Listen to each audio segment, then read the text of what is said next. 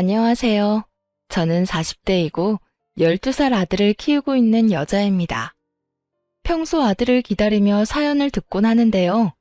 오늘은 저의 사연을 소개해드리고자 용기를 내어 사연을 적어 보내봅니다. 긴 이야기가 되겠지만 끝까지 함께 해주시겠어요? 남편과 전 맞선을 통해 만난 사이였어요. 무태안경 넘어 보이는 남편의 선한 눈빛이 참 좋았고 애써 신경 쓴 머리 따위는 중요치 않다는 듯 그 큰 손으로 무심코 넘겨버리는 그 모습도 참 좋았어요. 전 남편에게 첫눈에 반해버렸고 제가 사랑하는 사람이 저를 사랑해주는 그런 드라마 같은 상황은 일어나지 않더군요. 그럼에도 전 남편이 좋았고 저의 적극적인 구애에 남편과 전 연애를 시작하게 되었죠. 일방적인 마음으로 시작된 연애는 힘들었고 때론 슬펐지만 남편을 너무 사랑했기에 그 관계를 전 놔버리지 못했습니다. 그때 그런 관계 따위 놔버리고 가버렸어야 했는데 전 그렇게 하지 못했고 그렇게 2년을 만났죠. 처음 만날 때와는 달리 남편은 점점 마음의 문을 여는 듯했고 그렇게 몇 달이 흐른 뒤 남편이 청혼해 왔어요. 우리 결혼할래요? 2년을 만나면서도 말을 놓지 않던 남편에게서 들은 청혼. 전 펑펑 우느라 대답도 하지 못하고 고개만 끄덕였고 그런 저를 남편은 꼭 안아주더군요. 그렇게 시작된 결혼 생활. 꿈꾸던 생활과는 달랐지만 행복했어요. 대면대면한 남편이었지만 그런 남편이라도 나와 부부로 살고 있다는 것이 참 행복하더군요. 네, 바보 같았던 것 맞아요. 하지만 그때 전 하루하루 저에게 마음을 붙여가는 남편의 모습을 지켜보는 행복함이 있었고 이윽고 저희 사이에 새로운 생명이 생겼다는 것을 알았을 때 비로소 남편은 정말 저의 가족이 되었습니다. 여보, 나 너무 기쁜 것 같아. 아니, 기쁘다. 행복해. 남편은 처음 저에게 말을 놓았고 저를 꼭 안아주었습니다. 그 후론 참 행복했어요. 꿈꾸던 결혼 생활이 시작된 듯한 기분이었죠. 남편은 언제 저에게 대면했냐는 듯 다정한 눈길과 말투로 저를 대해주기 시작했고 저 역시 남편에게 아낌없는 사랑을 주었어요. 그렇게 저흰 9년이란 시간 동안 참 행복했습니다. 사이가 좋아지고 난 후 단 한 번의 부부싸움도 없었을 뿐 아니라 언성 한 번 높이는 일이 없었어요. 그러던 어느 날 남편이 일이 바빠지기 시작하며 퇴근이 늦어지더라고요. 더불어 출장도 잦아졌고요. 남편은 저와 결혼하며 회사 생활을 그만두고 사업을 시작하게 되었었는데 그 사업을 조금 확장하기 위해 바빠진다는 말을 들었던 터라 별 대수롭지 않게 생각하고 있었어요. 그 당시 아들이 관심이 있어 하던 축구에 재능을 보이며 아들의 뒷바라지를 하느라 바쁘기도 했지만 무엇보다 그렇게 생각했던 건 남편을 그 누구보다 믿었기 때문이었어요. 신혼 동안 대면했던 모습과는 달리 지난 세월 동안 남편은 다정한 남편이자 아들에겐 둘도 없는 친구이자 아빠였기에 전 더욱 의심이란 걸 할 생각도 못했던 거죠.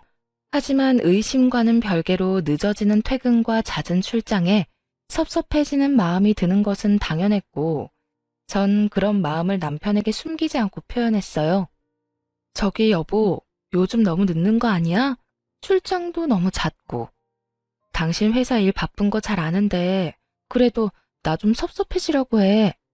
저번 주 주말에도 출장 간다더니 또 이번 주 출장은 당신이 생각해도 너무한다고 생각하지 않아? 아, 나라고 이러고 싶어서 이러겠어. 그만큼 바쁜 걸 어쩌겠어. 다른 것도 아니고 회사 일인데 이런 것도 이해 못 해줘? 다른 이유 때문이 아니라 우리 가족 잘 먹고 잘 살자고 하는 일인데 조금만 더 참고 기다려줘. 그렇지 않아도 이번 일만 끝내면 좀 쉴 거야. 쉬면서 당신이랑 우리 금쪽 같은 아들이랑 시간도 많이 보내고 여행도 다니면서 말이야. 신경질적이던 남편의 말투는 어느새 다정하게 바뀌어 있었고 두 손으로 제 손을 감싸주며 저를 달래주고 있었어요. 남편의 그런 행동에 저는 도리어 남편에게 미안해졌고, 저는 남편에게 투정 부리지 않고 제 할 일을 하며 시간을 보내고 있었죠.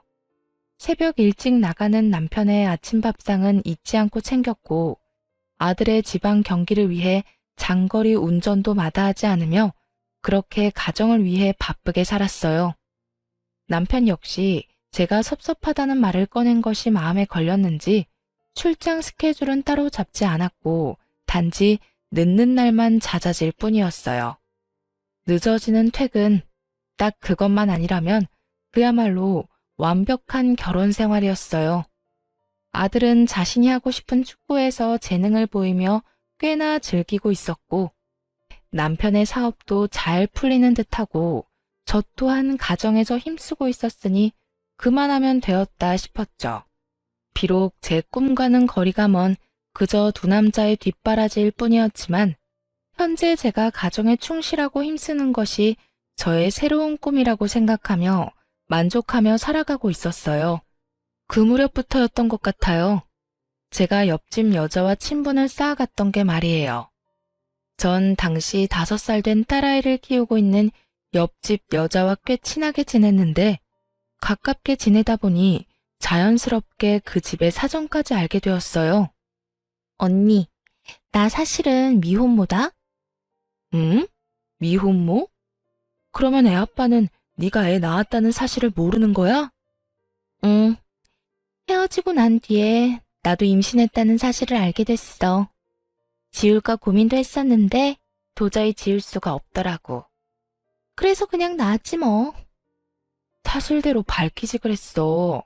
헤어지고 바로 알았으면 다시 잘 될 수도 있었을 텐데. 그럴 만한 일이 좀 있었어. 하여튼 그렇게 혼자 키우고 있다가 1년 전인가? 우연히 애 아빠를 만났어. 그래서 이쪽으로 이사 오게 된 거고. 애 아빠가 이사시켜줬거든.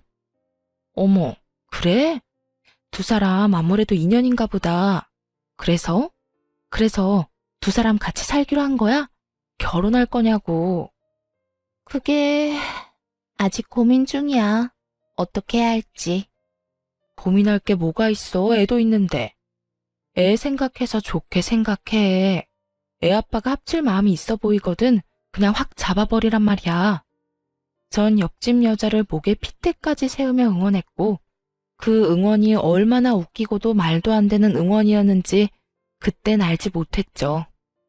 그렇게 사정을 알고 난 후 전 옆집 여자와 더욱 가까워졌고 어느 날엔가 친정에서 대게를 보여줬는데 너무 많이 보내줬다며 집으로 초대하더라고요.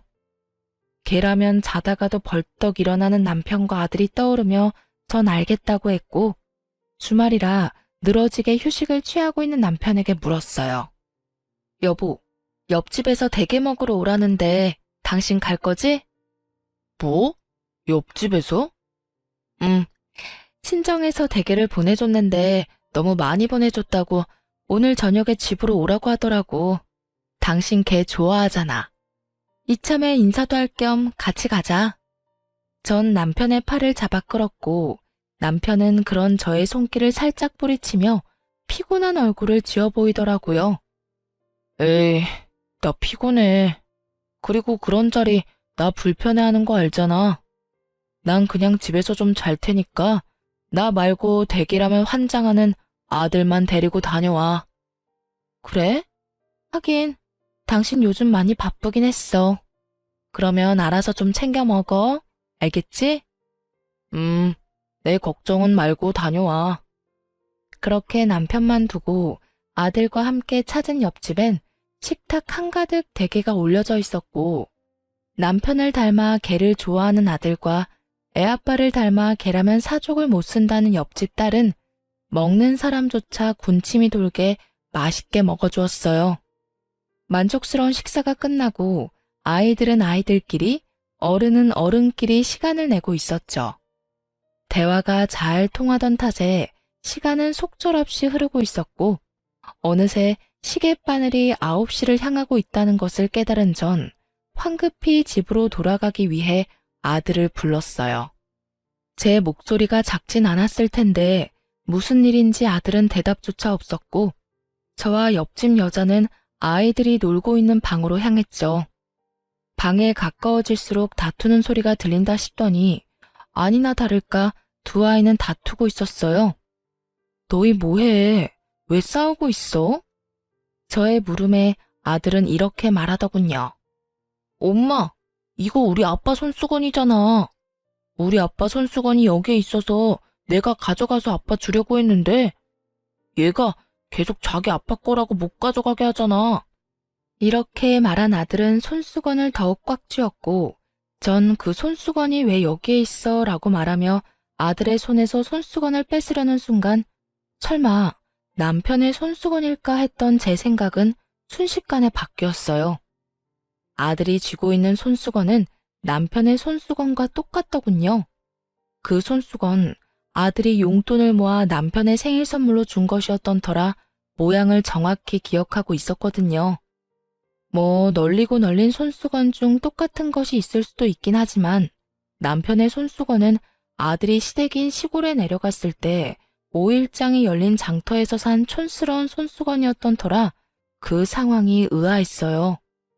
백화점도 아닌 그렇다고 마트도 아닌 시골 장터 5일장에서 산 촌스러운 손수건을 두고 싸우는 상황이라니. 솔직히 속으로 많이 당황스러웠지만 옆집 아이와 아들의 싸움을 멈추는 게 우선이었기에 아들에게 애써 상황을 잘 설명해 주었죠. 아들, 이건 아빠 손수건이랑 똑같긴 한데 아빠 손수건은 아니야. 여기 동생 아빠 손수건이라고 하잖아. 그러니까 아빠랑 아저씨랑 손수건이 똑같은 그런 상황인 거지. 우리 아들이 충분히 헷갈릴 수 있는 상황이었고 이젠 아니란 걸 알았으니 어떻게 해야 할까? 저의 설득에 아들은 손수건은 동생에게 건네주었고 저흰 집으로 돌아왔어요. 집으로 돌아온 저는 방금 일어났던 상황을 남편에게 말해주었죠. 여보, 방금 옆집에서 뭘 봤는 줄 알아? 뭔데? 당신 손수건. 왜 있잖아. 우리 아들이 당신 생일이라고 용돈 모아서 사줬던 그 촌스러운 손수건. 그 손수건이랑 똑같은 손수건이 옆집에 있지 뭐야? 우연이라고 해야 할지 인연이라고 해야 할지 그 촌스러운 손수건 구하려고 해도 구하기도 힘든 손수건을 어디서 구했는지. 그러게 신기한 일이네. 그거 5일장에서 산 거 아니야? 여기에도 팔아? 비슷한 게 있을 리가 없는데. 신기하네. 그러니까 완전 똑같더라니까. 나도 순간 당황했지 뭐야. 그렇게 손수건 사건은 기억 속에서 사라지고 있었어요. 그날 이후 전 늘 그렇듯 소득 없이 바쁨의 연속이었고 그날 역시 축구 교실에 아들을 데려다 준 후 그 근처에서 잠시 볼일을 보고 있었어요. 주어진 시간이 여유롭지 않았던 터라 급하게 볼일을 보고 있는데 축구 선생님께 전화가 오더라고요. 아들이 발목을 삐끗한 것 같은데 빨리 병원에 가봐야 할 것 같다고요. 급하게 아이를 데리고 병원에 갔고 오른쪽 발에 깁스하고 병원을 나올 수 있었어요. 엄마, 아빠 보고 싶어. 전화해서 빨리 오라고 하면 안 돼? 이런 말을 하는 아들이 아닌데 아파서 서러운 것인지 놀라서인지는 모르겠으나 아빠가 당장 보고 싶다고 하더라고요. 그래서 전 알겠다고 하며 남편에게 전화를 걸었고 남편은 전화를 받지 않더군요. 아들은 입술까지 삐죽이며 섭섭함을 표현했고 전 그런 아들을 달래며 집으로 향했어요. 그렇게 저흰 집에 도착했고 주차장에서 내려 엘리베이터를 타려는 순간이었어요. 닫혀가던 엘리베이터가 저희로 인해 다시 열리고 거기엔 남편이 서 있는 것이 아니겠어요? 아들은 한 발로 폴짝폴짝 뛰며 기뻐했고 남편은 그런 아들을 보며 당황한 기색이 역력하더군요. 저 역시 당황스럽기는 매한가지였어요. 여보, 이 시간에 웬일이야? 전화는 받지도 않더니. 전화했었어? 몰랐네. 피곤해서 일찍 들어왔어. 그런데 애 발은 왜 이래? 다쳤어? 남편은 아들의 발을 보며 물어왔고 전 이유를 설명해주며 대화를 나누고 있을 때였어요. 엘리베이터는 어느새 저희가 사는 층에 도착해 있었고 문이 서서히 열리고 있었죠. 그 순간 저희의 정면에 보이는 옆집 여자아이가 뛰쳐나와 남편에게 와락 안기는 아주 황당한 상황이 눈앞에 펼쳐졌어요. 아빠! 상황보다 더 황당한 말과 함께요. 어느새 남편의 바짓가랑이를 움켜쥔 아이는 남편의 다리에 얼굴을 비비며 애교를 부리고 있었고, 그런 상황이 납득이 될 리 없는 아들이 아이를 밀치며 고함을 질러댔어요. 우리 아빠야. 우리 아빠라고. 너 저리 비켜. 정말 정신이 하나도 없더라고요. 화가 나 씩씩거리는 아들, 그런 아들에게 밀쳐져 울음을 터뜨려버린 옆집 아이, 그리고 그 두 사람과 함께 저의 눈치까지 살피는 남편. 전 아무 말도 행동도 하지 못하고 있었고 눈치를 살피던 남편이 옆집 딸을 안아 올리더군요. 옆집 딸을 안은 남편은 문 앞에서 굳어버린 옆집 여자에게 딸을 건네주며 이렇게 말했어요. 아빠를 기다리고 있었나 보네요. 우리 아들 때문에 많이 놀란 것 같은데 잘 달래주세요. 아들 일은 죄송합니다. 고의는 아니었어요. 사과까지 마친 남편은 여전히 씩씩거리는 아들과 저를 데리고 집으로 들어와 버렸고, 남편의 손에 의해 집으로 들어오던 저는 보고야 말았어요. 딸을 품에 꼭 안고서 저를 바라보던 옆집 여자의 황당함과 분노가 섞인 눈빛을요. 그렇게 집으로 돌아온 남편은 아무 일도 없었다는 듯이 피곤하다며 욕실로 들어가 씻기 시작했고, 단순한 해프닝이라 여기고 넘기기엔 이상했어요. 옆집 아이를 아들이 밀어서 화가 났나 하고 생각하기엔 분노의 정도가 도를 지나쳐 보였고, 그렇다고 해서 저런 표정을 지을 만큼 저희가 잘못한 것도 없었기에 저는 황당하기도 의아하기도 했죠. 거기에다 5살이면 어리다고는 하나 아빠의 얼굴을 구분하지 못할 만큼 어리지 않았고, 헷갈렸다고 하기엔 아이의 반응이 너무나도 확고했죠. 그렇게 제가 깊은 생각에 빠진 사이 남편이 씻고 나왔고, 전 마땅히 남편에게 물을 말이 떠오르지 않더라고요. 그저 이상한 의문뿐인 상황에서 섣불리 말을 꺼냈다간 저만 이상한 사람으로 몰릴 것이 뻔했고, 남편은 태연하게 로션까지 바르며 잘 준비하고 있었으니 집요하게 묻기가 좀 그랬어요. 그래서 전 왜인지 모르는 불길한 예감에 옆집을 살피기 시작했습니다. 다음날 부상 때문에 아들은 며칠 쉬는 기간을 가지기로 했고, 전 옆집으로 찾아갔어요. 어제 상황도 그러했으니 무엇라 말하는지 듣고 싶었던 마음이 컸으니까요. 옆집 여자는 어제와는 달리 반가운 얼굴로 저를 맞으며 상황을 설명하기 시작하더군요. 어머, 언니 왔어? 어제는 많이 놀랐지. 나도 어제는 딸이 오니까 앞뒤 생각도 못하고 화가 나서 아무 말도 못했는데 진정이 되고 나니까 다 우리 잘못이더라고. 미안해. 우리 딸이 어제 아빠 온다고 온종일 기다렸거든. 그래서 현관문 앞에서 기다리고 있었던 거고. 그렇게 기다리고 있는데 엘리베이터 문이 열리고 성인 남자가 보이니까 제대로 보지도 않고 아빠라고 생각했는가 보더라고. 정말 미안해, 언니. 웃기게도 안심이 되더라고요. 그 순간 여자의 말을 정말로 믿었던 것인지 아니면 믿고 싶었던 것인지. 자세히 당시의 마음까지 기억나진 않지만 확실한 건 안심이란 걸 했다는 것이었어요. 아니야, 그럴 수 있지. 어제 많이 놀랐겠다. 자다가 울진 않았어? 애들 많이 놀라면 자다가 깨서 울곤 하잖아. 아니, 나도 걱정했었는데 다행히 그러진 않았어. 아이의 상태를 확인한 후 그 뒤로 나눈 대화는 평소와 같았어요. 애들 크는 이야기, 저녁 반찬 이야기 등등. 제가 경계를 늦추고 안심하며 대화를 이어나가는 순간 차량 입찰을 알리는 알림이 울렸고, 저는 자연스럽게 고개를 돌려 인터폰으로 시선이 향하게 되었어요. 언니, 그이 오나 보다. 그렇지 않아도 오늘 온다고는 했었는데 이렇게 일찍 올 줄은 몰랐네. 미안한데 다음에 또 이야기 나누면 안 될까? 오늘 중요하게 나눌 이야기가 있어서. 알겠어. 그럼 가볼게. 서둘러 신발을 신고 나오는 길.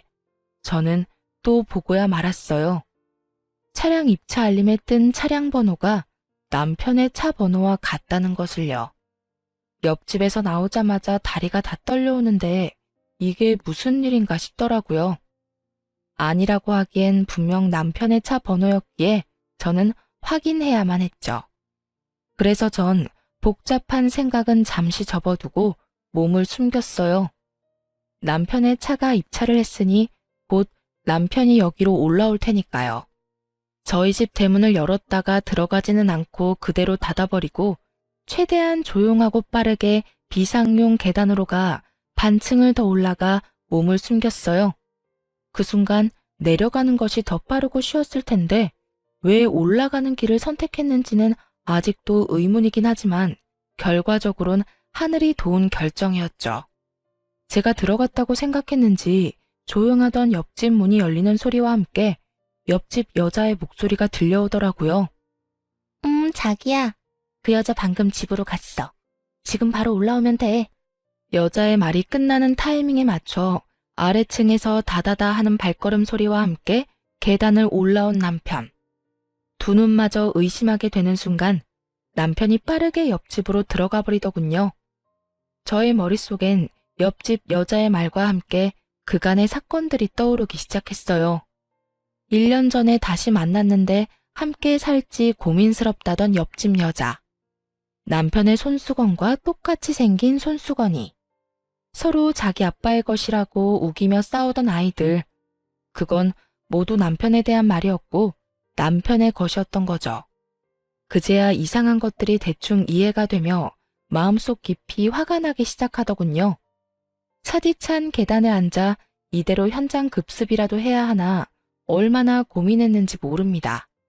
당장이라도 들이닥쳐 두 연놈을 박살내버리고 싶은 심정이야 두 말하면 입 아픈 상황이었지만 그대로 쉽게 박살만 내기엔 저의 화가 풀리지 않을 것만 같았어요.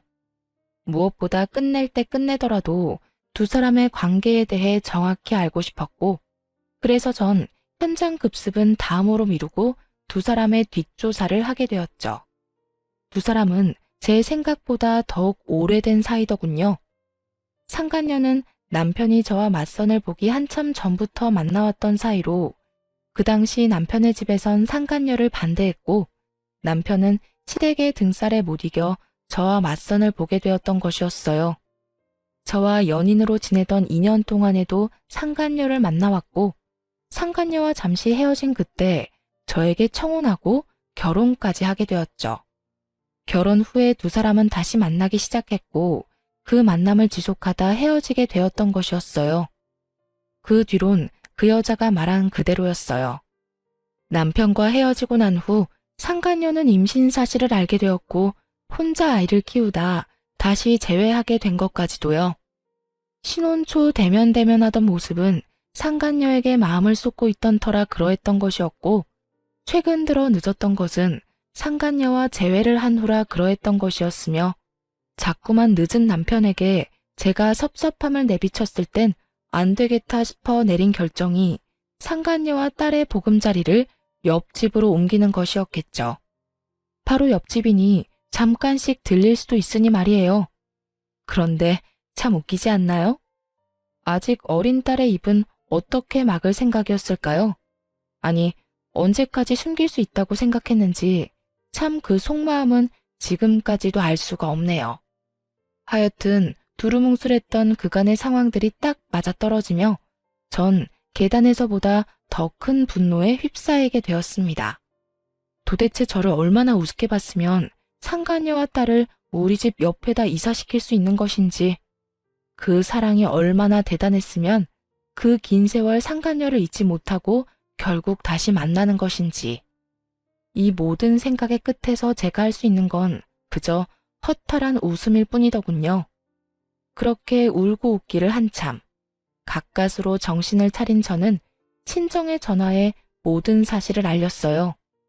많이 놀라실 것이 분명했지만 언젠가 아실 일이기도 했고 당장 아들을 맡길 곳이 마땅치 않았기에 어쩔 수 없는 선택이었죠. 부모님은 저의 소식에 운전을 한사코 말리시며 직접 오셔 아들을 데리고 가셨고 저의 복수는 그렇게 시작되었습니다. 제일 먼저 전 관리실에 전화해 남편의 차량을 다시 저희 집으로 옮겼어요. 그리곤 기다렸죠. 차량이 들어왔다고 알리는데 남편이 집으로 돌아오지 않는 날을요. 하지만 남편은 무슨 눈치라도 챈 것인지 매번 집으로 들어왔고 전 그 지루한 기다림 속에 재미를 찾기 위해 옆집을 드나들고 있었어요. 요즘 우리 아들 친정애가 있거든? 그래서 그런지 요즘 다시 신혼으로 돌아간 기분인 거 있지? 아, 그래요? 응. 남편도 평소보다 더 다정해지기도 하고 스킨십도 많이 하기도 하고. 아니 글쎄 어제는 출근한다고 현관문 열다 말고 들어와서 뽀뽀까지 해주는 거 있지? 그랬구나. 저의 잊지도 않은 애정과 시에 상간녀의 입은 웃고 있었지만 눈은 저를 노려보고 있었고 그런 썩어 문드러지는 상간녀의 표정을 지켜보는 재미가 꽤 쏠쏠했어요. 얼마나 신났는지 그 표정은 아직도 잊히지 않네요. 그렇게 기다림이 지루하지만은 않은 날들이 지나가고 있던 어느 날 늦은 밤에 집으로 돌아온 남편은 웬일인지 몸도 가누지 못할 만큼 취해 있었어요. 술에 잔뜩 취한 남편은 혀가 다 꼬여버린 채로 고해성사라도 하듯 숨겨놓은 말들을 쏟아내기 시작하더군요. 여보, 진짜 미안해. 너무 미안해. 내가 죽일 놈이야. 정말 미안해. 뭐가 미안한데? 내가 죽일 놈이라 미안해. 그래서 나 다 정리할 거야. 이번 주말에 다 정리하고 당신하고 우리 아들, 내 가정 지켜낼 거야.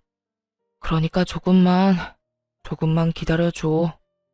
전 직감적으로 알 수 있었어요.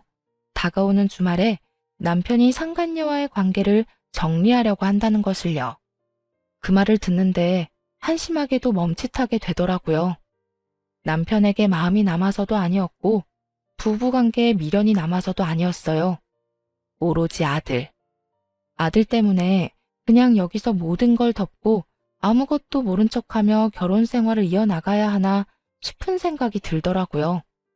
하지만 그 생각들의 꼬리를 물고 몇 번의 재회를 한 두 사람이 떠올랐고 지금 정리한다고 한들 그 이별이 영원하진 않을 거란 생각이 들었죠.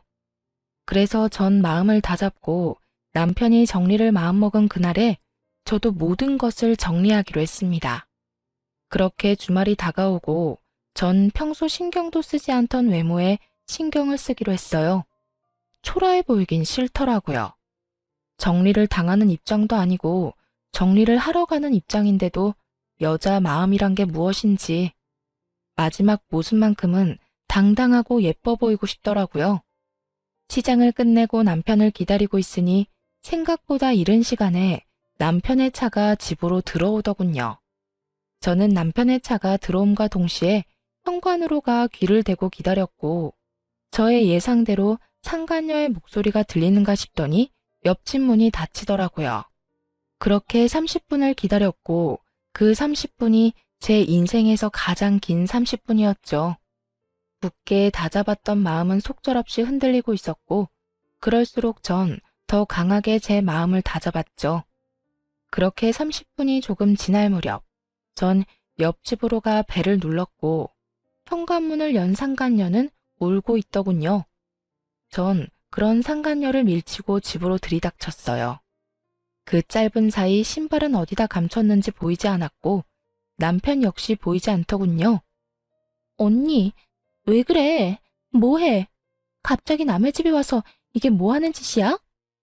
상간녀는 고함을 지르며 저를 말리려고 애썼지만 이미 눈이 돌아버린 저는 그런 상간녀를 밀치고 남편을 찾기 시작했어요. 안방에도 화장실에도 없던 남편은 아이의 방에서 다리를 떨며 침대에 앉아 있었고 벌컥 문을 열어젖힌 저와 딱 마주치게 되었죠.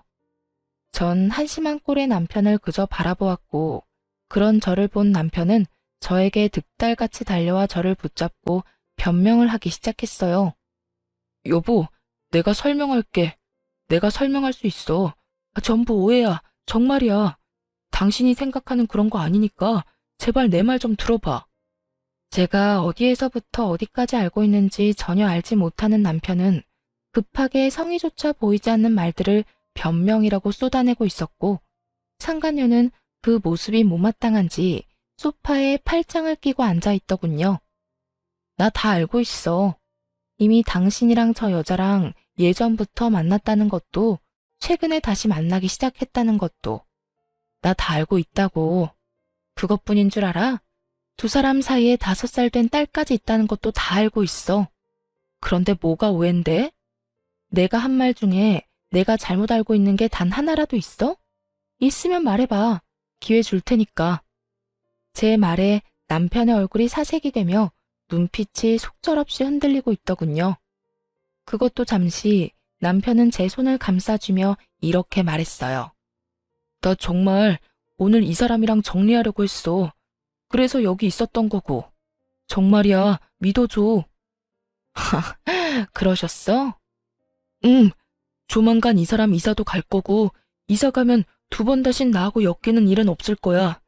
그렇게 정리되고 나면 우리는 아무 일도 없다는 듯이 예전처럼 돌아갈 수 있어. 내가 정말 잘할게. 당신하고 우리 아들한테 정말 잘할 거야.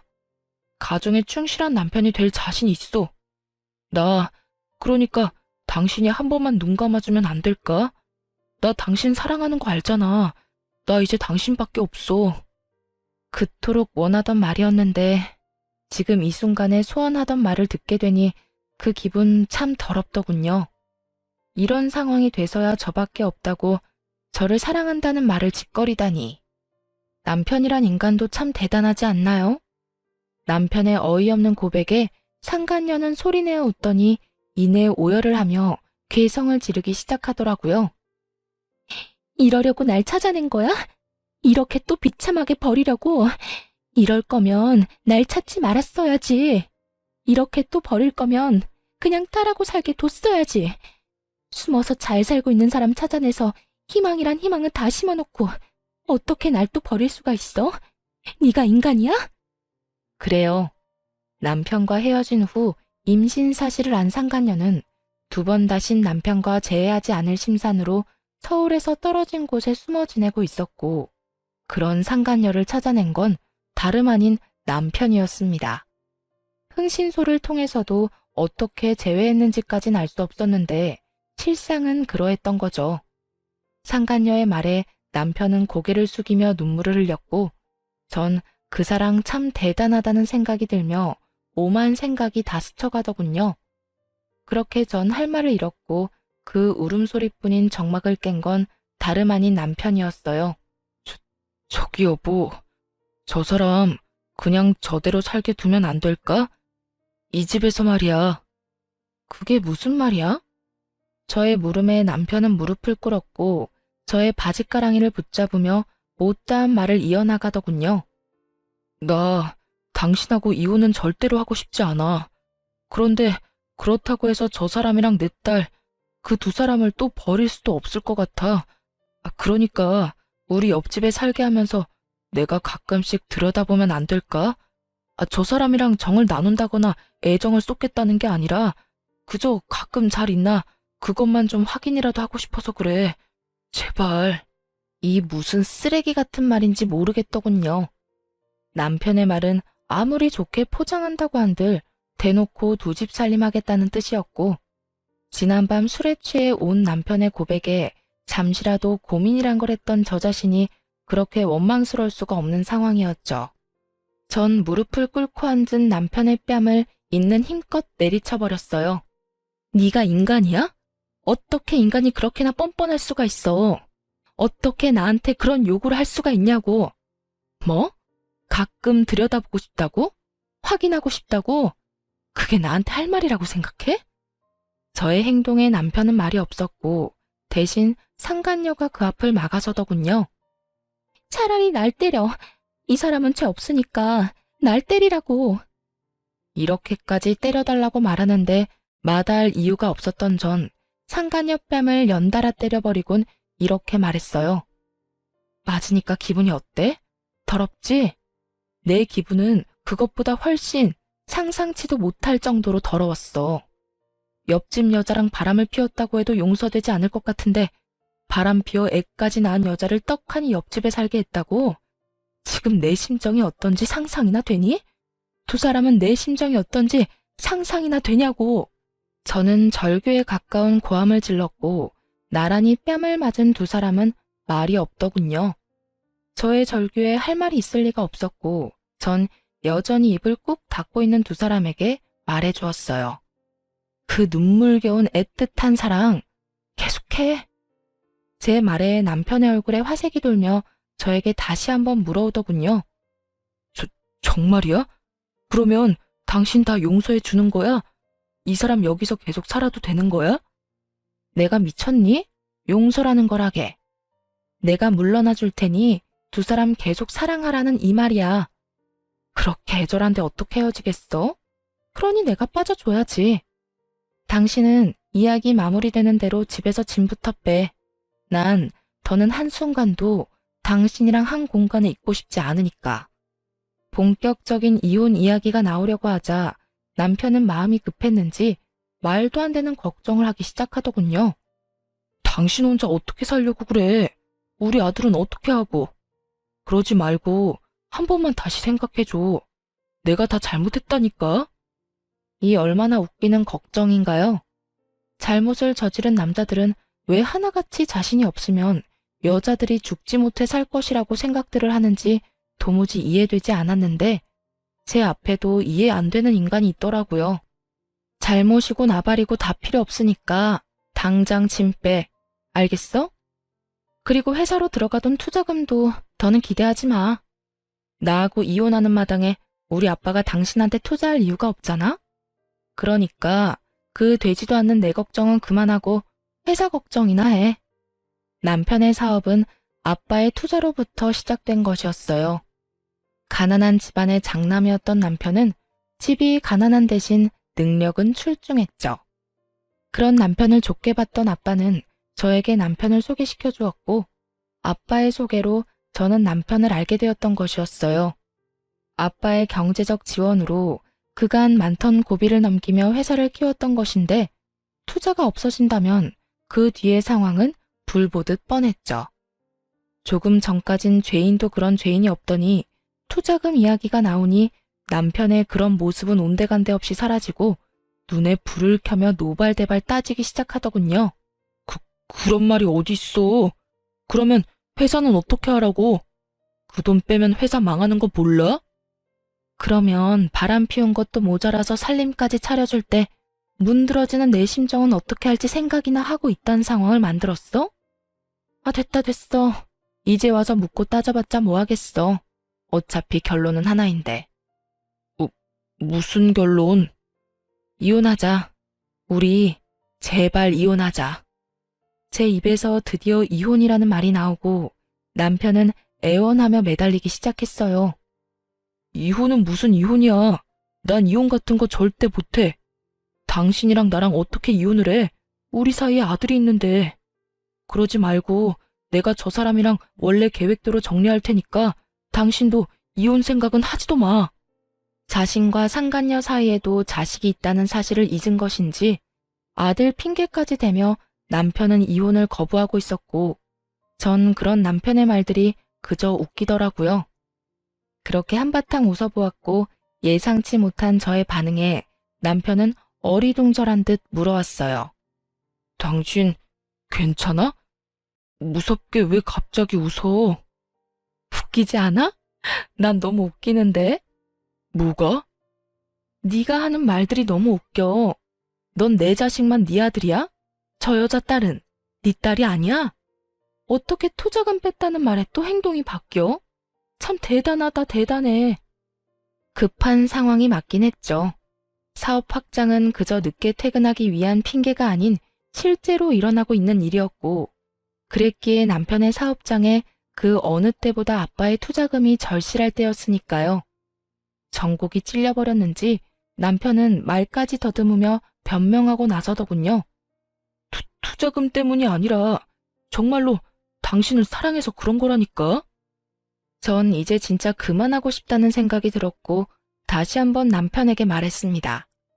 사랑은 저 여자랑 많이 하고 우린 이혼해. 진심이고 당신이 무슨 말을 어떻게 하든 난 흔들리지 않을 거야. 그러니까 이럴 시간에 앞으로 어떻게 살지 그 고민이나 해. 그러면 법원에서 봐. 저는 이혼을 통보하고 나와버렸고 이혼 소송을 하게 되었어요. 전 생각보다 많은 재산 분할과 함께 두 사람분의 위자료를 받으며 이혼하게 되었고 전 남편의 회사는 제 예상보다 빨리 무너져 내렸어요. 돈이 많이 필요로 하던 시기에 전액 회수한 투자금이라 그 큰 돈을 메꾸려 사방팔방으로 다니며 애쓰는 듯 했지만 그런 노력에도 불구하고 결국 전 남편의 회사는 망해버렸죠. 남은 재산 역시 빚마금으로 다 날리고 말았다는 소식을 전해 들을 수 있었어요. 옆집은 이혼 소송이 진행되는 사이 빠르게 이사를 하였는데요. 그 두 사람이 어디로 떠나버렸는지에 대해선 궁금하지도 않았는데 전시모가 참 친절하게도 전화까지 걸어 알려주더라고요. 너 여기 누가 와서 지내고 있는 줄은 아니? 제가 굳이 알아야 하나요? 당연히 알아야 하지. 네 남편이 여기 와 있는데 네가 알아야지 또 누가 알아야 한다는 말이니? 남편 아니라 전 남편이겠죠. 전 남편이니 굳이 알 필요도 없을 뿐더러 궁금하지도 않아요. 그렇게 야박하게 굴지 말고 내 말 좀 들어보렴. 요즘 내가 얼굴을 들고 다닐 수가 없다. 장가 잘 갔다고 온 동네에 소문이란 소문은 다 돌았는데 갑자기 저렇게 내세울 거 없는 여자랑 애까지 안고 와서 사는데 내가 얼굴을 들고 살 수 있겠니? 그래서요? 그래서요는 무슨 그래서요야? 네가 다시 우리 아들 데리고 가야지. 저 여자랑 딸은 내가 어떻게 해서든 떼낼 테니까 네가 우리 아들 좀 다시 데리고 가라. 아들 혼자 올라가는 것보다 네가 내려와서 데리고 가는 게 여러모로 보기 좋지 않겠니? 이 와중에도 자신의 체면을 생각하는 전시모의 말을 듣고 있는데 참으로 어이가 없더군요. 어떤 생각으로 살면 저런 말을 아무렇지 않게 내뱉을 수가 있는 것인지 그 머릿속이 다 궁금해지는 지경이었어요. 그럴 거였으면 애초에 이혼 따윈 하지 않았겠죠. 돈 쓰고 시간 써가며 소송까지 한 이혼이에요. 그렇게 힘들게 한 이혼인데 제가 미쳤다고 거기까지 내려가서 그 인간을 다시 데리고 오겠어요? 바람 피운 것도 모자라서 애까지 있는 파렴치한 놈을요? 저는 욕이라도 하고 싶은 마음을 겨우 억누르며 말했고 그런 제 말을 들은 전시모의 입에서 나오는 말들은 너무나도 주옥 같아 가관일 수밖에 없더군요. 잘 생각해보려무나. 내 아들이 바람을 왜 피웠겠니? 왜 그 여자를 못 잊었겠어? 다 네 잘못이지 않겠니? 네가 내 아들 마음만 잘 잡고 살았어도 이런 일이 있었겠어? 남편 마음 하나 잡지 못한 것이 어디서 다 내 아들 탓만 하고 있어? 말이야 바른 말이라고 싫다고 하는 걸 겨우 설득해서 결혼시켰으면 그 다음부턴 네가 알아서 했어야지. 내 말이 틀리니? 같은 여자로서 그게 할 말이에요? 제 탓이라뇨. 바람 피운 사람이 잘못이지 믿고 있다가 뒤통수 맞은 사람이 무슨 잘못인가요? 그렇게 마냥 믿고만 있으래? 기가 막혀서 진짜 궁금해서 물어보는 건데 그렇게 당당한 어머님은 아버님이 옛 여자랑 다시 만나서 애까지 낳고 옆집에서 두 집 살림한다고 하면 그저 참고 살 수 있어요? 넌 무슨 그렇게 재수없는 말을 하니? 그러니까요. 나도 마찬가지예요. 본인도 못 참고 못할 일을 왜 나한테 요구하는지 모르겠는데요. 상상만 해도 재수없는 그 상황을 실제로 겪어냈는데 다시 잘 살아 볼 생각을 한다면 그건 내가 미친년이죠. 그렇지 않나요? 저기 그러지 말고 잘 생각해보거라. 내려오는 게 정 안 되면 굳이 내려오지 않아도 돼. 아니 다 필요 없고 이혼했으니까 다신 연락하지 마세요. 연락받는 것도 오늘이 마지막이니까. 너 정말 끝까지 이럴 거야? 사과 한마디 없이 끝까지 당당한 전시모의 말을 듣고 있는데 도대체 왜 내가 이런 인간이랑 시간 낭비를 하며 통화를 하고 있나 깊은 회의감마저 들더군요. 그래서 전 모질게 할 말을 다하고 전화를 끊어버렸어요. 네, 끝까지 이럴 거고요. 저한테 이럴 시간에 아들한테나 신경 쓰세요. 그 잘난 아들 쫄딱 망해서 내려간 건 전혀 모르죠? 당연히 동네 사람들도 모를 테고. 소문나는 건 시간 문제일 텐데 망신도 그런 개망신이 또 없겠네요.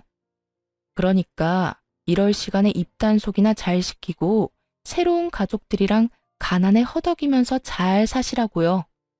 그 뒤로도 여러 번 전화가 걸려왔지만 전 받지 않았고 집요했던 전 시모의 연락이 끊기며 더는 시간 낭비하는 일은 없었습니다. 그 후 아들과 저는 잘 지내고 있어요. 처음 이혼 사실을 아들에게 알렸을 때 아들은 상황을 받아들이지 못하고 많이 울고 많이 힘들어했어요. 그런 아들의 곁에서 저 또한 참 많이 힘든 순간이었죠. 그렇게 지나가지 않을 것만 같던 순간들이 지나고 아들은 생각보다 더 이혼을 잘 받아들여 주더군요. 이혼을 하고 초반엔 아빠를 찾는 아들 때문에 전 남편이 가끔 아들을 보러 오는 일이 있었어요. 하지만 사는 것이 힘들긴 한 것인지 아니면 상간녀의 눈치가 보이는 것인지 그 드물게 오던 발길을 끊은 지도 오래되었네요. 연락마저도 끊겼고요. 다행스럽게 그 시기에 맞물려 아들도 전보다 자주 아빠를 찾진 않더라고요. 어느새 아들은 12살이 되었어요. 여전히 축구를 잘하고 또 여전히 제 눈에는 제일 잘생긴 왕자님이랍니다. 그런 아들에게 이른 사춘기가 지나는가 싶어 안심했더니 그건 사춘기도 아니었더라고요. 요즘 하는 행동을 보면 말이에요. 그래서 요즘 저희 모자는 주말마다 이곳저곳을 다니고 있어요. 틈만 나면 휴대전화를 붙잡고 있는 아들과 눈을 마주하기 위해 캠핑을 다닐 때도 있고요. 조금은 격양된 아들의 마음을 진정시켜주기 위해 낚시를 갈 때도 있고요. 가자고 하면 귀찮다고 하며 안 간다고 툴툴대면서도 막상 가서 저보다 더 즐거워하곤 한답니다. 최근 들어 낚시를 갈 때면 누가 더 많이 잡나 내기를 하곤 하는데요. 현재 스코어가 제가 2, 아들이 0인 터라 이번만큼은 무슨 일이 있어도 저를 이겨보겠다고 유튜브까지 찾아보고 있는 거 있죠?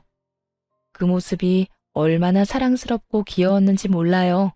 그 귀엽고 사랑스러운 모습을 보여준 보답으로 이번만큼은 저도 져주기 위해 덜 잡아보려고 하는데 그게 마음처럼 잘 될지는 모르겠네요.